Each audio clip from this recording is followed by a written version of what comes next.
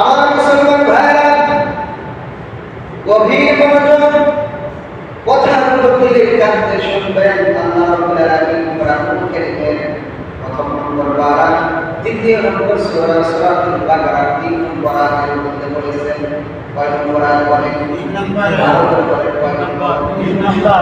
নম্বর আয়াতের ভিতরে আল্লাহ রাব্বুল আলামিন বলেন আল্লাযীনা ইউমিনুনা বিল গায়বি ওয়া ইউকিমুনাস সালাতা ওয়া মিম্মা রাযাকনাহুম ইউনফিকুন।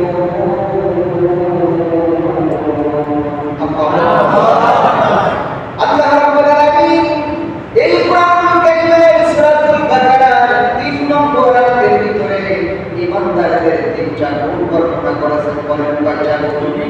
আরো বলেন কয়টা? এই আয়াতে কারিমার ভিতরে সূরা বাকারার 3 নম্বর আয়াতের ভিতরে আল্লাহ রাব্বুল আলামিন ঈমানদারদের তিনটা গুণ বর্ণনা করলেন। আল্লাহ রাব্বুল আলামিন বলেন যতক্ষণ পর্যন্ত মানুষ এই তিনটা গুণ অর্জন না করবে ততক্ষণ পর্যন্ত সে ঈমানদার হতে পারবে না, নিজেকে ঈমানদার বলে দাবি করতে পারবে না, নিজেকে কখনো মুত্তাকি হিসেবে দাবি করতে পারবে না। এটা কার নির্দেশ? বলেন কার নির্দেশ? আল্লাহ বলেছে যতক্ষণ পর্যন্ত মানুষের ভিতরে তিনটা গুণ অর্জন না করবে ততক্ষণ পর্যন্ত সে ব্যক্তি নিজেকে ঈমানদার বলে দাবি করতে পারবে না। তিনটা গুণ সবাই শুনবেন তো ইনশাআল্লাহ। প্রথম নম্বর গুণ হলো আল্লাহ রাব্বুল আলামিন বলেন ওয়াল্লাযীনা ইউমিনুনা বিল গায়ব। ঈমানদার হিসেবে যদি নিজেকে দাবি করতে চান, ঈমানদার হিসেবে যদি নিজেকে পরিচয় দিতে চান, তাহলে সর্বপ্রথম তার কাজ হলো আল্লাহ রাব্বুল আলামিনকে না দেখে বিশ্বাস করতে হবে। কি করতে হবে? আল্লাহ তাআলাকে না দেখে ঈমান আনতে হবে, বিশ্বাস করতে হবে। আমরা কি আল্লাহকে দেখছি? কথা বলেন দেখছি? আমরা আল্লাহকে দেখি নাই, তারপরে কি করছি? আল্লাহর প্রতি আমরা ঈমান আনছি। ঈমানদারের সর্বপ্রথম কাজ কি বলে? আল্লাহকে না দেখে বিশ্বাস করা। দুনিয়াতে এই দুনিয়ার চক্রচক্রে আল্লাহ তাআলাকে দেখা কখনো সম্ভব নয়। নবীরা পর্যন্ত আল্লাহ তাআলাকে দেখতে পারেন। হযরত মুসা নবী এই নবীর নাম আমরা সকলেই জানি এবং এই নবীর মিজাজ একটু বেশি ছিল। অল্প কথাতেই তিনি লেগে গেলেন। হযরত মুসা নবী বললেন আল্লাহকে আপনাকে দেখবো। আল্লাহ বলেন লাম তারানি, তুমি আমাকে দেখতে পাবে না। হযরত মুসা বলেন আমি আপনাকে দেখবো। আল্লাহ বলেন মুসা এই দুনিয়ার চক্রচক্রে তুমি আমাকে দেখতে পারবে না। মুসা বলেন তাহলে আমি আপনাকে দেখবো। আল্লাহ বলেন মুসা ওই যে দূর পাহাড় দেখা যায়, ওই দূর পাহাড় যদি ঠিক দেখা যায় তুমি আমাকে দেখতে পাবা। এবার হযরত মুসা আলাইহিস সালাতু ওয়াস সালাম আল্লাহ রাব্বুল আলামিনকে দেখার জন্য রওনা করলেন। চলতে চলতে যখন দূর পাহাড়ের নিকটবর্তী হবে আল্লাহ রাব্বুল আলামিনের ৭০,০০০ বলের পর্দার মধ্য থেকে যখন আল্লাহ রাব্বুল আলামিন একটা পর্দা ছেড়ে দিয়েছে, ওই বলের পর্দার তাজাল্লিতে পাহাড় পুরো সাফ হয়ে গেছে। সুবহানাল্লাহ।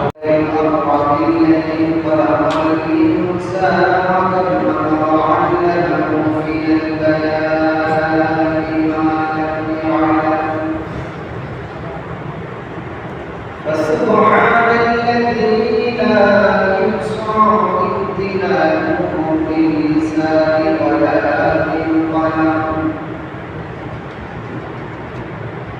نشهد أن لا إله إلا الله وحده لا شريك له الذي أرسله بالحق بشيرا ونذيرا وداعيا إلى الله بإذنه وسراجا منيرا فقد قال الله تعالى في كلامه المجيد وفي القرآن الحكيم সবাই বলুন আউযু বিল্লাহি মিনাশ শাইতানির রাজীম বিসমিল্লাহির রাহমানির রাহিম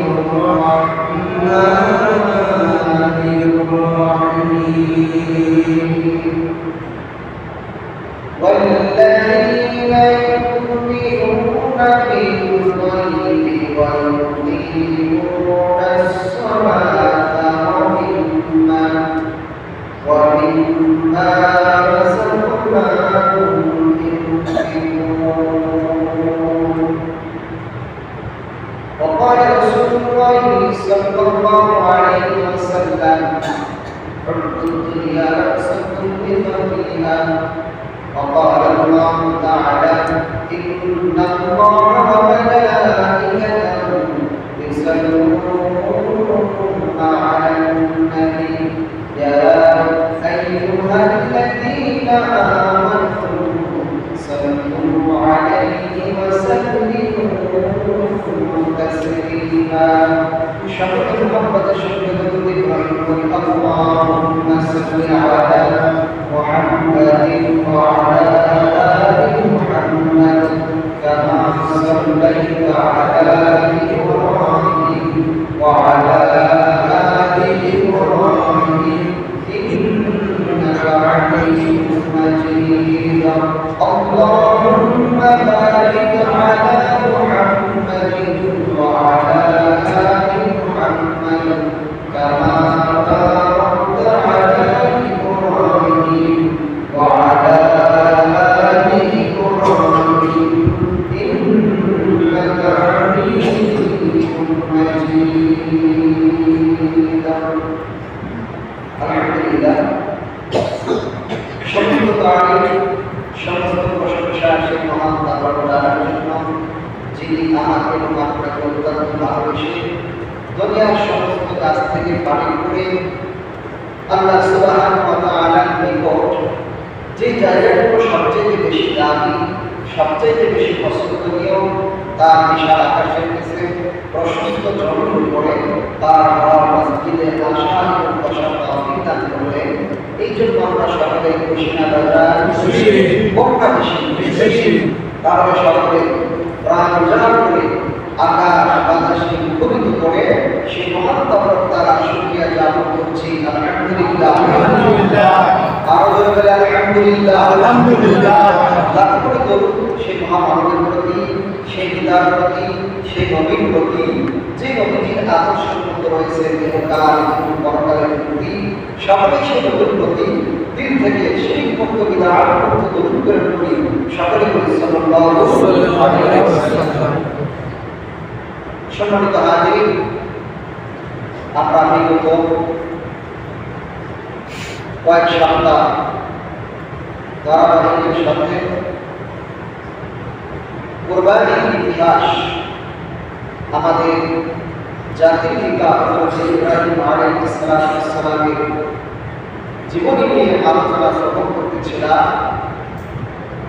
এই সপ্তাহে সেই কুরবানি সম্পর্কে আলোচনা করার কথা ছিল, তবে এ সপ্তাহে আলোচনা একটু ব্যতিক্রম। যেহেতু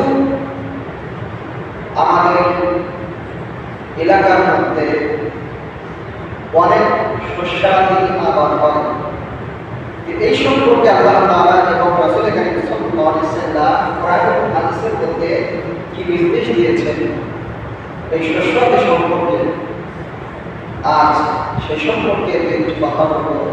আল্লাহ সুবহানাহু ওয়া তাআলা যদি তৌফিক দান করেন সকলে আমিন। আমি কোরআনুল কারীমের প্রথম নম্বর পড়া, দ্বিতীয় নম্বর সূরা সূরাতুল বাকারার 3 নম্বর আয়াত তেলাওয়াত করেছি। রাসূল পাক সাল্লাল্লাহু আলাইহি ওয়াসাল্লামের অসংখ্য অগণিত হাদিসের মধ্য থেকে ছোট ছোট হাদিস পাঠ করেছি। আল্লাহ তাআলা যদি তৌফিক দান করেন এবং আপনারা যদি আমার জন্য দোয়া করেন, এই কোরআনুল কারীমের আয়াতের উপর এবং হাদিসের উপরে দুইটি কথা বলবো। আল্লাহ সুবহানাহু ওয়া তাআলা আমাকে সেই তৌফিক দান করুন সকলে আমিন। আমিন। আমাদের বলে আমিন। আমিন। সময় খুবই কম, কিন্তু কথা তো অনেক। আল্লাহ তাআলা এই আয়াতে কারিমার ভিতরে কি নির্দেশ দিয়েছেন, আসুন আমরা সরাসরি কোরআন থেকে শ্রবণ করে আসি। আমার মুসলমান ভাইরা, গভীর মনোযোগ কথাগুলো দিলে কানতে শুনবেন। আল্লাহ রাব্বুল আলামিন কোরআনুল কারীমের প্রথম নম্বর পারা, দ্বিতীয় নম্বর সূরা সূরাতুল বাকারা ৩ নম্বর আয়াতের মধ্যে বলেছেন, কয় নম্বর আয়াত বলেন? ৩ নম্বর। ৩ নম্বর আয়াতের ভিতরে আল্লাহ রাব্বুল আলামিন বলেন, আল্লাযীনা ইউমিনুনা বিল গায়বি ওয়া ইউকিমুনাস সালাতা ওয়া মিম্মা রাযাকনাহুম ইউনফিকুন।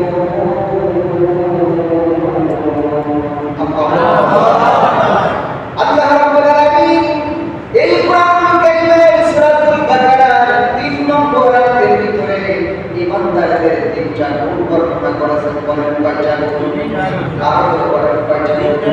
এই আয়াতে কারিমার ভিতরে সূরা বাকারার ৩ নম্বর আয়াতের ভিতরে আল্লাহ রাব্বুল আলামিন ঈমানদারদের ৩টা গুণ বর্ণনা করলেন। আল্লাহ রাব্বুল আলামিন বলেন, যতক্ষণ পর্যন্ত মানুষ এই ৩টা গুণ অর্জন না করবে ততক্ষণ পর্যন্ত সে ঈমানদার হতে পারবে না, নিজেকে ঈমানদার বলে দাবি করতে পারবে না, নিজেকে কখনো মুত্তাকি হিসেবে দাবি করতে পারবে না। এটা কার নির্দেশ? বলেন কার নির্দেশ? আল্লাহ বলেছে, যতক্ষণ পর্যন্ত মানুষের ভিতরে ৩টা গুণ অর্জন না করবে ততক্ষণ পর্যন্ত সে ব্যক্তি নিজেকে ঈমানদার বলে দাবি করতে পারবে না। ৩টা গুণ সবাই শুনবেন তো ইনশাআল্লাহ? ইনশাআল্লাহ। প্রথম নম্বর গুণ হলো আল্লাহ রাব্বুল আলামিন বলেন, ওয়াল্লাযীনা ইউমিনুনা বিল গায়ব। ঈমানদার হিসেবে যদি নিজেকে দাবি করতে চান, ঈমানদার হিসেবে যদি নিজেকে পরিচয় দিতে চান, তাহলে সর্বপ্রথম তার কাজ হলো আল্লাহ রাব্বুল আলামিনকে না দেখে বিশ্বাস করতে হবে। কি করতে হবে? আল্লাহ তাআলাকে না দেখে ঈমান আনতে হবে, বিশ্বাস করতে হবে। আমরা কি আল্লাহকে দেখছি? কথা বলেন দেখছি? আমরা আল্লাহকে দেখি নাই, তারপরে কি করছি? আল্লাহর প্রতি আমরা ঈমান আনছি। ঈমানদারের সর্বপ্রথম কাজ কি বলে? আল্লাহকে না দেখে বিশ্বাস করা। দুনিয়াতে এই দুনিয়ার চক্রচক্রে আল্লাহ তাআলাকে দেখা কখনো সম্ভব নয়। নবীরা পর্যন্ত আল্লাহ তাআলাকে দেখতে পারেন। হযরত মুসা নবী, এই নবীর নাম আমরা সকলেই জানি, এবং এই নবীর মিজাজ একটু বেশি ছিল। অল্প কথাতেই তিনি রেগে যেতেন। হযরত মুসা নবী বললেন, আল্লাহ আপনাকে দেখবো। আল্লাহ বলেন, লাম তারানি, তুমি আমাকে দেখতে পাবে না। হযরত মুসা বলেন, আমি আপনাকে দেখবো। আল্লাহ বলেন, মুসা, এই দুনিয়ার চক্রচক্রে তুমি আমাকে দেখতে পারবে না। মুসা বলেন, তাহলে আমি আপনাকে দেখবো। আল্লাহ বলেন, মুসা, ওই যে তুর পাহাড় দেখা যায়, ওই তুর পাহাড় যদি ঠিক দেখা যায় তুমি আমাকে দেখতে পাবা। এবার হযরত মুসা আলাইহিস সালাতু ওয়াস সালাম আল্লাহ রাব্বুল আলামিনকে দেখার জন্য রওনা করলেন। চলতে চলতে যখন তুর পাহাড়ের নিকটবর্তী হলে, আল্লাহ রাব্বুল আলামিনের ৭০,০০০ বলের পর্দার মধ্যে থেকে যখন আল্লাহ রাব্বুল আলামিন একটা পর্দা ছেড়ে দিয়েছেন, ওই বলের পর্দার তাজাল্লিতে পাহাড় উপরে সাজদা হয়ে গেছে। সুবহানাল্লাহ। তো দুনিয়া থেকে আল্লাহ তাআলাকে দেখা সম্ভব নয়। এই জন্য ঈমানদারের প্রথম কর্তব্য হলো আল্লাহকে না দেখে বিশ্বাস করতে হবে।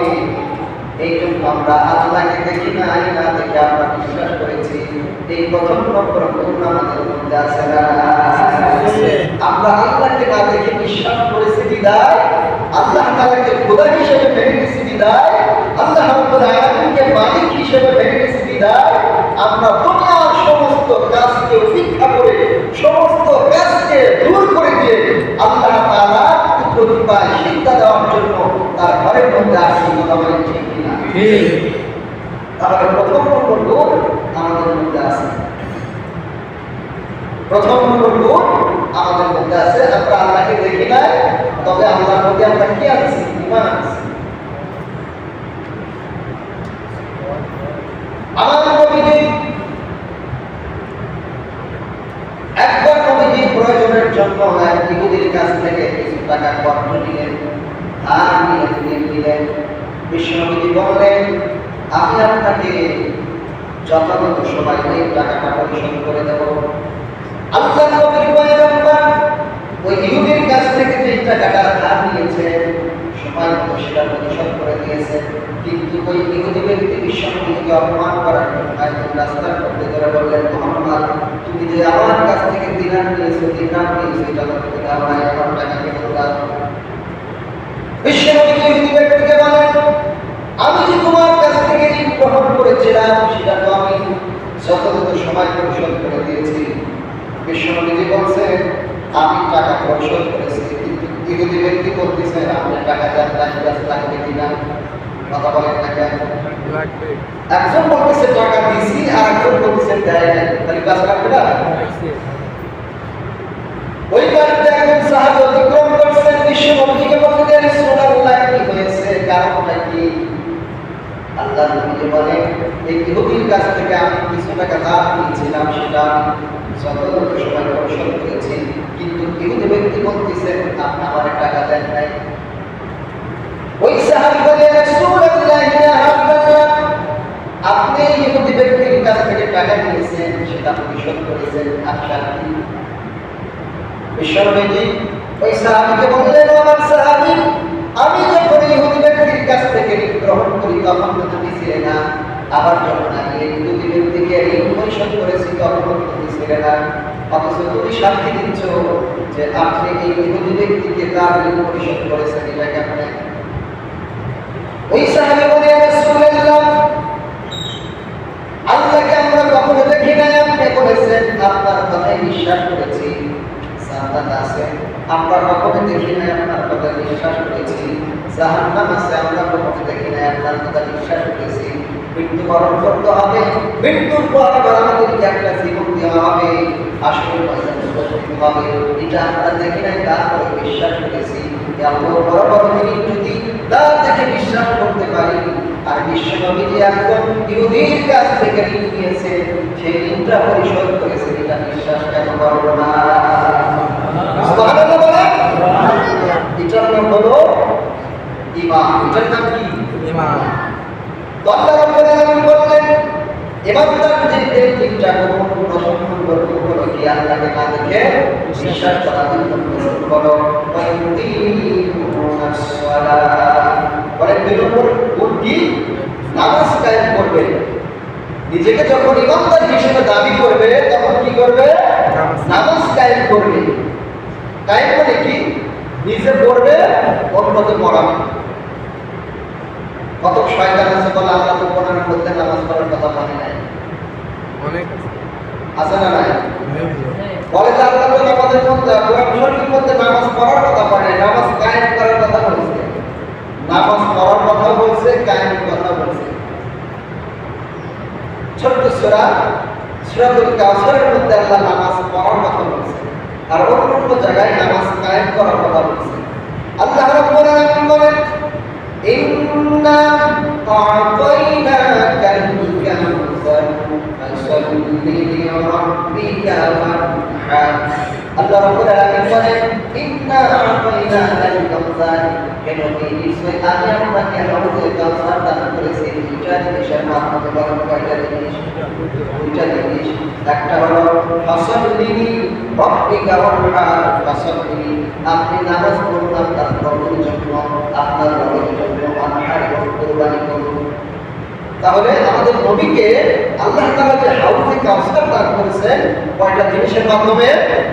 বলেন কয়টা জিনিস?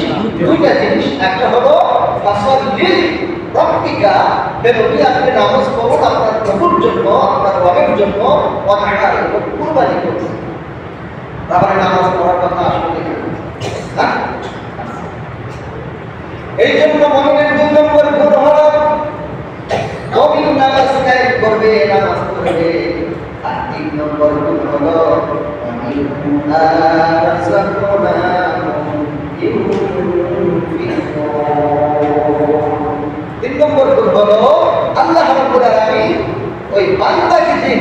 দিয়েছে সেই রিজিক থেকে আল্লাহ রাস্তায় খরচ করবে।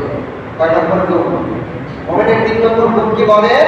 আল্লাহ তাআলা যে সম্পদ দিয়েছে, যে রিজিক দিয়েছে, যে ধন সম্পদ দিয়েছে, তার থেকে কার রাস্তায় খরচ করবে? বলেন কার রাস্তায়? আল্লাহর রাস্তায়। দুইটা গুণ আমাদের মধ্যে বিদ্যমান আছে। একটা হলো কি? আল্লাহকে না দেখে বিশ্বাস করছি। 2 নম্বর হলো নামাজ কায়েম করা। আল্লাহকে বিশ্বাস করছি, তারপরে সেগুলো আমাদের মধ্যে আছে। 2 নম্বর হলো ওয়াকিমুস সালাহ, নামাজ কায়েম করা। আমার নামাজ পড়তে পারছি, তাহলে 2টা গুণ আমাদের মধ্যে আছে না নাই? আছে। আর একটা গুণ কি? অমিম্মা রাযাকনাহু ইউনফিকুন, আল্লাহ যে রিজিক দিয়েছে তার থেকে খরচ করতে হবে কোথায়? আল্লাহর রাস্তায়। এখন আমি দেখবো এই 3 নম্বর গুণ আমাদের মধ্যে আছে না নাই? এখন কিন্তু ঈমানের পরীক্ষা হবে। কি হবে? সবাই রাজি আছেন তো? ইনশাআল্লাহ। হ্যাঁ, ইনশাআল্লাহ। 2টা গুণ তো আমরা পেলাম, তো আরেকটা গুণের দরকার আছে না নাই? বলেন। যেহেতু আল্লাহ বললেন যে মুমিনের 3টা গুণ যতক্ষণ পর্যন্ত অর্জন না করবে ততক্ষণ পর্যন্ত ওই ব্যক্তি নিজেকে ঈমানদার হিসেবে দাবি করতে পারবে না। আল্লাহ রাসূল বলেন হুব্বুদ দুনিয়া রাসূলিল বাকিয়া, এই যে দুনিয়ার যে একটা মহব্বত আছে, এই দুনিয়ার মহব্বত হলো সমস্ত গুনাহের মূল। দুনিয়ার মহব্বত কি করে? সমস্ত গুনাহের মূল। এখন আমি যদি আপনাকে বলি যে 5,000 টাকা দান করেন মসজিদে, কবরস্থানে, মাদ্রাসায়, আপনার অন্তরটাকে বলবেন 5,000 টাকা আমাকে দান করতে হবে। এটা হচ্ছে কিসের মহব্বত? বলে মালের মহব্বত, দুনিয়ার মহব্বত। এই জন্য এখন হলো ধানের সিজন। বলেন কিসের সিজন? আরো ধরে বলেন ধানের সিজন। আপনাদের এলাকায় ধানের আবাদ হয় কি হয় না? বলেন হয় কি হয় না? দেখি ধান লাগাইছেন কে কে, একটু হাত উঠান তো দেখি। এবছর ধান আবাদ করছেন কে কে? হাত উঠান। ভয় পাচ্ছেন নাকি? যারা ধান আবাদ করছেন হাত উঠান। আলহামদুলিল্লাহ। আবার পেঁয়াজ আবাদ করছেন কে কে? পেঁয়াজের মৌসুম তো শেষের দিকে, কিন্তু পেঁয়াজটা এখন বিক্রি হয় নাই। ঘরের মধ্যে উঠে রাখছেন, কখন 5,000 টাকা 10,000 টাকা মন পাবে? হ্যাঁ, এই চিন্তা আছে না? আল্লাহ তাআলা বললেন যে আমি যে সম্পদ তোমাদেরকে দিয়েছি, যে রিজিক দিয়েছি, তার থেকে খরচ করো। কোথায় বলে? আল্লাহর রাস্তায়। এখন যেই জমিটা আপনি নিজে চাষ করেছেন, পানি সেচ দিয়েছেন, সার দিয়েছেন, বীজ দিয়েছেন, ওই জমি থেকে যদি ফসল হয় তাহলে 20 মণে 1 মণ। বলেন কয় মণে? 20 মণ ফসল হলে 1 মণ আল্লাহর রাস্তায় আপনাকে দান করতে হবে। এটা হলো ওই ফসলের ঔষধ। এটা যদি আপনি আদায় না করেন তাহলে সমস্ত ফসল আপনার হলো হারাম হয়ে যাবে, নাজায়েজ হয়ে যাবে। ওই ফসলের হলো এটা ঔষধ। বলেন যদি জমির ফসলটা আপনি নিজে চাষাবাদ করেন, পানি সেচ দেন, সার দেন, বীজ দেন, এরকম জমি থেকে যদি ফসল উৎপন্ন হয়, যদি 1 বিঘাতে যদি 40 মণ ধান হয়, তাহলে আল্লাহর ঘরে, আল্লাহর রাস্তায় কয় মণ দিতে হবে? 2 মণ। বলেন কয় মণ? 2 মণ।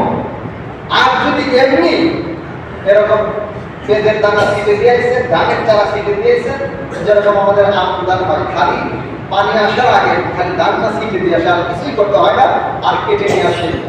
এরকম যদি পানি ছাড়া, পানি সেচ ছাড়া, আবার আপনার সার বীজ ছাড়া যদি যেই ফসলটা উৎপন্ন হবে, এটা থেকে 10 মণ থেকে 1 মণ দিতে হবে। বলে 10 মণ হলে কয় মণ দিতে হবে? 1 মণ দিতে হবে। আমদানের ফলন কম না? 1 বিঘাতে যদি ইরিদা আপনার 40 মণ হয়, আমদানি কি 40 মণ হবে? হবে না। এই জন্য যেই ফসলটা আপনার এমনিতে হয়েছে, ওইখান থেকে 10 মণ হলে কয় মণ দিতে হবে? 1 মণ। এখন হিসাব হলো আপনারা কতটুকু পেয়েছেন সেই অনুযায়ী আপনাদেরকে দান করতে হবে, সেই অনুযায়ী দান করতে হবে। এখন আসেন আমরা একটু হাদিসের দিকে চলে যাই। বেহেশতে জীবন নামে একটা কিতাব আছে, সেখানে রাসূল করিম সাল্লাল্লাহু আলাইহি ওয়াসাল্লাম একটা ঘটনা বর্ণনা করেছেন।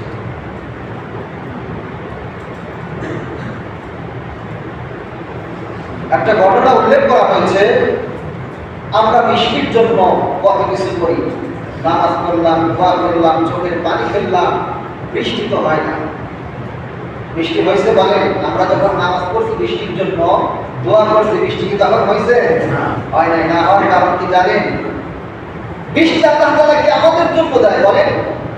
আল্লাহ বলছেন, আমি আসমান থেকে বৃষ্টি বর্ষণ করি জমিনে, এই জমিনের যে উগ্রতা আছে এটাকে দূর করে, জমিনটাকে আমি খুশককে দূর করে, নরম করে জমিন থেকে আমি ফসল উৎপন্ন করি। আল্লাহ তাআলা এই শস্য শ্যামলের জন্য আসমান থেকে পানি বর্ষণ করে, সে ওসিলা আমরা বৃষ্টি পাই। যখনই আমরা এই ফসলটাকে সঠিকভাবে ব্যবহার না করার কারণে আল্লাহ তাআলা বৃষ্টি দেয় না। আমরা তো সারা করে গেছি, আল্লাহ বৃষ্টি দেয় না, যাতে কি হয়েছে? মেশিন লাগাতে, নিজের জমির ভিতরে মেশিন কেটে পানি দিচ্ছি, সকালে দিচ্ছি, বিকালে দিচ্ছি, রাত্রে দিচ্ছি, কিন্তু আল্লাহর কাছ থেকে আমরা বৃষ্টি দিতে পারতেছি না। নেওয়ার কারণ কি? ওই যে আমি ফসলটা পেয়েছি, এই ফসলের যে একটা ঔষধ আছে, এটাকে আমি সঠিকভাবে ব্যবহার না করার কারণে আল্লাহ রাব্বুল আলামিন রাগান্বিত হয়ে আসমান থেকে বৃষ্টি বর্ষণ করে না। কথা ঠিক কিনা? বনি ইসরায়েলের একজন ব্যক্তি, তিনি একটি বাগানের ভিতরে চলতেছিলেন, হঠাৎ করে দেখেন একটা মেঘমালা জড়ো হয়ে আওয়াজ দিচ্ছেন। ওই আসমান থেকে আওয়াজ আসতেছে, তুমি অমুক ব্যক্তির বাগানের ভিতরে পানি দাও, পানি দাও। ওই মেঘের ভিতর থেকে আওয়াজ আসতেছে, অমুক ব্যক্তির বাগানের মধ্যে পানি দাও। ওই ব্যক্তি যখন এই আওয়াজ শুনলেন, শোনার পরে মুহূর্তের ভিতরে মেঘমালা থেকে বৃষ্টি বর্ষণ হলো, এবং এই বৃষ্টিটা সব জায়গায় বর্ষণ হয় নাই, এক জায়গায় বর্ষণ হয়েছে। একটা ওই পানি যেই জায়গায় বর্ষণ হয়েছে, একটা নালাতে জড়ো হয়ে চলতে লাগলেন, এবং ওই ব্যক্তি ওই পানির পিছনে পিছনে চলতে লাগলেন। চলতে চলতে কিছু দূর যাওয়ার পরে দেখেন একজন ব্যক্তি ওই নালার কিনারে দাঁড়িয়ে আছে, তার হাতের মধ্যে একটা গালসা আছে অথবা একটা বাটি আছে, যে গালসা দিয়ে তিনি ওই নালার ভিতর থেকে পানি দিয়ে তার বাগানের মধ্যে সেচ দিচ্ছেন।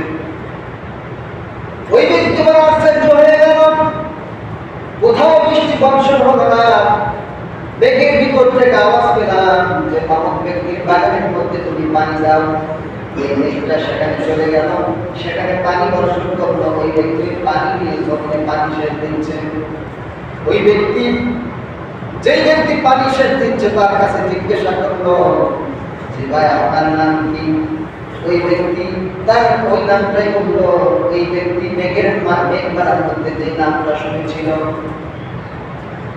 তিনি আশ্চর্য হয়ে গেল যে আমি তো তোমার এই নাম মেঘমালার ভিতর থেকে শুনেছিলাম, মেঘের কাছ থেকে শুনেছিলাম, যে তুমি কি আনন্দ করো যে মেঘ তোমার কথা শুনে পানি বর্ষণ করে দেয়, কি তোমার এমন আনন্দ? ওই ব্যক্তি বলে, আমি তো এমন কোনো আনন্দ করি না, তবে আমার একটা গুণ আছে, সেটা হলো এই বাগানের মধ্য থেকে আমি প্রতি বছরে যে সিজনে যে ফসলটা পাই, এই ফসলটা উঠানোর পরে আমি এই ফসলটা 3 ভাগ করে বলেন, কয় ভাগ করে? 3 ভাগ। আরো তাহলে বলেন কয় ভাগ? 3 ভাগ। ওই ব্যক্তি বলেন, আমি এই ফসলটাকে 3 ভাগ করি, 3 ভাগ করার পরে প্রথম ভাগ আমি আমার নিজের জন্য রেখে দেই, আর দ্বিতীয় ভাগটা হলো আমি আল্লাহর রাস্তায় খরচ করে দেই, আর 3 নম্বর ভাগ হলো ওই ফসলটা আমি আগামী বছর এই জমিতে লাগানোর জন্য রেখে দেই। কয়টা ভাগ করে? 3টা অংশ করে। প্রথম অংশ হলো নিজের জন্য, নিজের বিবাহ স্ত্রী ছেলে সন্তানের জন্য রেখে দেয়, আর একটা ভাগ হলো তিনি আল্লাহর রাস্তায় খরচ করে দেয়, আর একটা অংশ তিনি আগামী বছর যে ওই জমিতে ফসল আবাদ করবে সেই পরিমাণ বীজ তিনি রেখে দেয়। এই গুণ থাকার কারণে আল্লাহ রাব্বুল আলামিন আসমান থেকে পানি বর্ষণ করে তার জমি পর্যন্ত পৌঁছায় দেয়।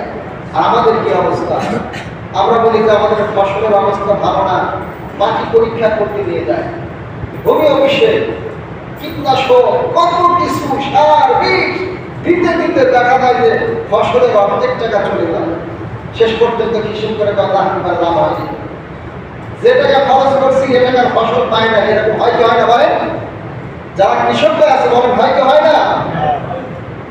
যে টাকা খরচ করছি এই ধানের পিছনে, পেঁয়াজের পিছনে আমি যে টাকা খরচ করছি এবছর 20 কাঠা যখন আপনারা লাগাইছেন 4000 5000 টাকা পুরি কাটা, প্রথম ব্যক্তি যারা উঠাইছেন তারা মোটামুটি লাভবান হয়েছে।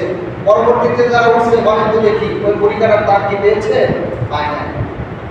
এটার কারণ এটাই, যতক্ষণ পর্যন্ত আপনার ফসলের কিসিমটাকে বন্টন না করে সঠিকভাবে ব্যবহার না করবে, খোদা কসম করে বলি ততক্ষণ পর্যন্ত আপনার ওই ফসলের মধ্যে কোনো বরকত আসবে না। এই জন্য যারা ধানের আবাদ করছে বেশি করে কয় মন দিতে হবে বলেন? বলেন কয় মন? এখন সবাই রাজি আছি তো, কালেকশন করার টাইম নাই, শুধু মিস কল দিলাম, ডাইরেক্ট কল দেওয়ার সময় নাই, মেসেজটা দিয়ে দিলাম। এখন ইমানি দায়িত্ব হলো আপনাদের, আপনি এটাকে ব্যবহার করবেন না, দান করবেন না, আল্লাহ রাব্বুল আলামিন কিভাবে আপনার কাছ থেকে বের করে নেবেন সেটা মালিকই ভালো জানে। বলেন তো দেখি, এই যে টাকা পয়সা ধন সম্পদ এগুলো কোন মূল্য আছে? আপনি এখন চোখ বুঝবেন, আমি চোখ বুঝবো, মূল্য আছে বলেন? মূল্য আছে? মূল্য না। আমরা তো দুনিয়ার ভাড়াটিয়া, দুনিয়ার ভাড়াটিয়া না। বলেন আসমানের মালিককে? আরো জোরে। জমিনের মালিককে? সব কিছুর মালিক আল্লাহ। আমি আপনাকে, আমি আপনার হলো ভাড়াটিয়া। এই জন্য যাকে কবি বলছেন, পরের জায়গা পরের জমি ঘর বানায় আমি রই, আমি তো এই ঘরের মালিক নই। ঠিক কিনা? আমি যদি ঘরের মালিক হতাম, আমি যদি বাড়ির মালিক হতাম, চিন্তা করে দেখেন মৃত্যুর পরে কখনো আমাকে আপনাকে ঘর থেকে বের করে দিত না, মৃত্যুর পরে কখনো আমাকে আপনাকে ঘর থেকে বের করে দিত না, বাড়ি থেকে বের করে দিত না, কখনো আমাকে আপনাকে ওই অন্ধকার কবরের দিকে রেখে আসতো না। এই জন্য দুনিয়ার মহব্বত, দুনিয়ার টাকা বলেন, পয়সা বলেন, ধন বলেন, সম্পদ বলেন, ছেলে মেয়ে স্ত্রী পুত্র যাই কিছু বলেন না কেন, কোনো কিছু আমার আপন নাই। আমি দুনিয়া থেকে যতটুকু নেক আমল করে যাব ওটাই আমার আপনার জন্য চির সঙ্গী হবে। সুবহানাল্লাহ বলে। এই জন্য সম্মানিত হাজির, সময় খুবই সংকীর্ণ। এই জন্য আমরা যেই ফসল পেয়েছি, আমরা যারা পেজ পেয়েছি, পেজের যে ফসলটা পেয়েছিলাম আমরা যারা দিলে, আমরা ওই নিষ্পণের হিসেব করে যতটুকু অংশ হয় আমরা সেটাকে আল্লাহ রাস্তায় খরচ করে দেব। আবার ধানের যে হিসেবটা হয়েছে আমরা সেটা আল্লাহ রাব্বুল আলামিনের রাস্তায় খরচ করে দেব। আল্লাহ রাব্বুল আলামিন অবশ্যই এর মধ্যে বরকত দিয়ে দেবেন। আল্লাহ রাব্বুল আলামিন বলেছেন যে আমার রাস্তায় যারা খরচ করবে আমি তার সমস্ত বালা মুসিবত থেকে দূর করে দেব, আর সেই মানের ভিতরে আমি আল্লাহ তাআলা বরকত দিয়ে দেব। এই জন্য আল্লাহ রাব্বুল আলামিন আমাদেরকে কথার উপরে আমল করে বাকি জীবনটাকে চলার